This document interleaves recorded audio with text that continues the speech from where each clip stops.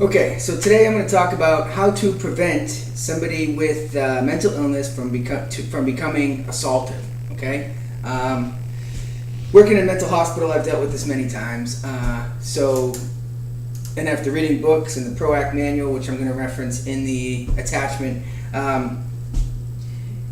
So the first thing that you need to know when dealing with somebody who's mentally ill is that perception is the window of reality. Okay, what does that mean? It means that how people perceive things to them is their reality. The definition of psychosis is when your reality doesn't match up with what is actually happening. So hearing voices, seeing things that aren't there, smelling things that aren't there, being paranoid for reasons that only you might know. All right, so this can make things very difficult when dealing with somebody who's having these type of symptoms. The first thing we need to do is identify, or try to identify, the source, okay? We don't need to know the exact reason, but we need to know what is causing this person to go from normal baseline behavior to an escalation, where their anger starts to escalate. Professionals said there are 4 reasons why people typically become angry or frustrated. Well, angry. Frustration is one of them. So there's the first one, frustration. Frustration. People get frustrated when, class, people, students, what frustrates you? I know what frustrates me. One thing is traffic. Traffic frustrates me. Waiting in line at airports frustrate me. Waiting in line for anything frustrates me. So frustration stems from a lack of control. Okay? Next, we have fear. Okay? Fear can cause somebody to become angry and potentially assaultive. Okay? Fear is driven by a either real or perceived threat of physical safety. Okay? Fear can drive somebody to lash out in order to be preemptive, to prevent themselves from being hurt. Fear can come from something real. Okay? There's a lion chasing me. That's fearful. That's real. When dealing with mental illness, the fear can come from something that you may have to look harder to identify, such as, the KGB is going to sneak in my room tonight and steal me out of bed and kidnap me and torture me for 60 days. These are things that are not uncommon when dealing with a mentally ill person. Okay? Fear can come very quickly. The onset can come through a voice, through an idea. In mental health world, hallucination and delusions are 2 common symptoms that we deal with. Does anybody know what a hallucination is? Or a delusion? All right, I'm going to tell you. Hallucination is an extrasensory stimulation, okay? You hear something, you smell something, you see something, you taste something, or you feel it. I think I got them all, but there's 6 of them, okay? So anything that is added to your senses. But the most common part of a hallucination is, in schizophrenics or in mentally ill clients, is hearing voices. Okay, these voices can be persecutory or grandiose, or neutral, or good. Some of them can tell you how handsome you are and how confident you are, but not many. Usually they are persecutory, which means that the voices deliver messages to you in a way that make you feel insecure, paranoid, fearful. And it can also cause you to be frustrated. All right, things like, everybody wakes up in the morning, they look in the mirror, and they say, okay, there's certain things about me that I don't like. With a client who has schizophrenia who's experiencing hallucinations, sometimes these voices come out as your biggest insecurity being yelled at you through a voice that you don't know. So imagine if you think you're overweight and you're walking down the hallway or the street, and all of a sudden you hear a voice that says, "You're a worthless, fat piece of crap." And you have to deal with that constantly. And it gets worse. I actually took a mild route right there with that example. But imagine your biggest insecurities being broadcast to you loudly through the voices of other people into your head. So this is something that is perceived. It's perceived because to the person, it's their reality. Perception is the window of reality. So we have frustration and fear, okay? Frustration is due to a lack of control. That's why I said traffic. That's why I said waiting in line. Things that we don't have control over. If you have a young child and they get hurt, that's very frustrating. I have 2 holes in my walls from from when my baby was crying and I was so frustrated, I didn't know what to do, so I lashed out.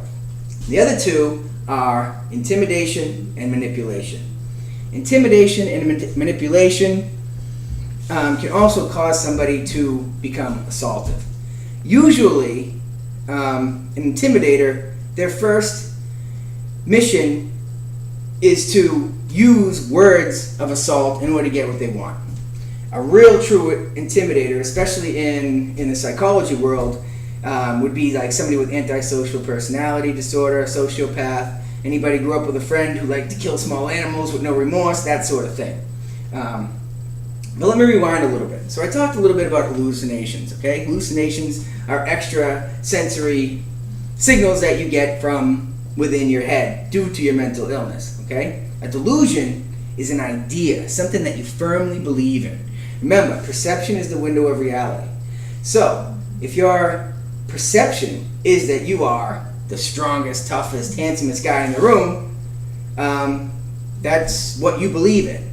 Some of these delusions could be, I'm the President of the United States, Jesus Christ, I play for the Dodgers, I've heard it all, I'm the head of the KGB, and so on and so forth. But these are ideas that are stuck in the head rather than something that they see, feel, touch, smell, taste, and whatever the other one is. Anyway, you get the picture, all right?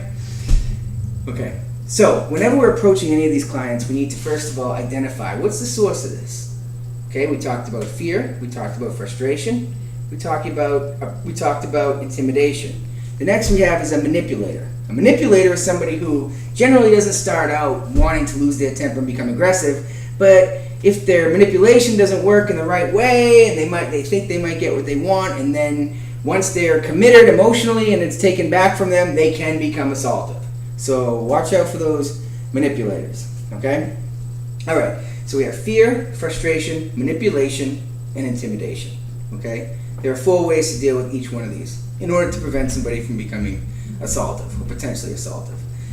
The first thing we want to do is identify what it is as soon as possible. All right, and we do that through body language. We do that through talking to the client, asking questions, and approach is a big one. Okay, how you walk up to a client, your eye contact, your body language, where your hands are, everything about you needs to scream, hey, I'm not here to hurt you. I'm not here to challenge you. I'm only here to help you. So when we're coming across a fearful client, whether they have perceived fear or real fear, we need to somehow make that client feel safe. So in order to do that, we need to make sure that they understand, hey, you have no reason to be fearful of me, number one.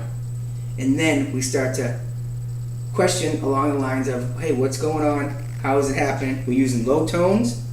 We're keeping our palms up so there's no threat. And we're going to try to identify the source of the fear. Once we do, then we're going to try to make that client feel safe. And we're going to do whatever it takes to make them feel safe. Okay? Fear, someone who's fearful wants to be safe. Okay? Frustration. I'm stuck in this crappy duty station wherever I'm located. I'm so frustrated because why? You don't have any control. Okay? In a psychiatric setting, frustration usually takes place when somebody's locked, or somebody lost privileges, or feels like it's the end of the world. It's our job to make them feel as though they have some control. That's called lending control. When we lend control to somebody, we make them feel like they have some sort of control over themselves. So when we're trying to de-escalate somebody who is frustrated, we have to find ways to give them control. Whether that means make a promise of, hey, if you have a good day today, we'll go for a walk tomorrow, or maybe I'll get you a soda or a little snack here and there. Something that makes that client feel like they are not at the will of others. Okay? That's frustration. Next, we have a manipulator. A manipulator, obviously, is a smooth talker. And this one really comes down to body language. Okay? When somebody is manipulating you, they're seeking eye contact. They're seeking empathy. All right? When you start to feel as though you're being manipulated, you need to change that. Change that body language. Okay? Don't square up on somebody who's manipulating. You want to go to the side. You don't want to make square eye contact because that will further engage them. So you want to use fleeting eye contact and try to cut it as short as possible. If that means broken record, broken record. No, I'm sorry, I can't do that, this is why. No, I'm sorry, I can't do that, and this is why. And try to disengage so that the fight doesn't become about me and you. Blame it on policy, blame it on rules, blame it on whatever you can. But you want to be able to keep that relationship with that client in such a way that you can work with them more down the line. Lastly, we have a intimidator. And a true intimidator is someone that can be very scary. Just because somebody's big and strong doesn't mean they're an intimidator. A true intimidator will do something like walk up to you very quietly so nobody sees and might say something like, "Hey, you better give me $5. I'm going to punch you in the face. I'm going to count to 3. If you don't, I'm going to punch you in the face. 1, 2.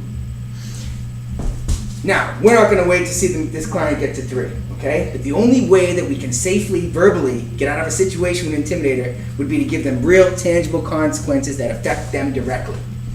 Which means, well, Ryan, if you punch me in the face, you're not going to get discharged from here. Or you're not going to go on pass. Or you're not going to get to go to snack shop, or whatever the goal is. Because somebody who has anti-personality disorder or is a sociopathic doesn't have the ability to relate things that affect to him, okay? He's an operator of what's around him rather than the consequences that come onto him. So you have to make it more about the intimidator, because he doesn't care about your safety. He doesn't care about you, your family, or nothing. You gotta make it back on them. And again, I'm talking about a real intimidator. Alright, so those are 4 things that drive aggressive behavior: fear, frustration, manipulation, and intimidation. So the next time you guys are intimidated, or you come across somebody who's frustrated or fearful, identify the trigger, find out whether it's real or perceived, and make a fearful person feel safe, a frustrated person feel in control, a manipulator, you need to disengage, and an intimidator, you need to make the consequences about the individual. Alright guys, have a good day, enjoy the class.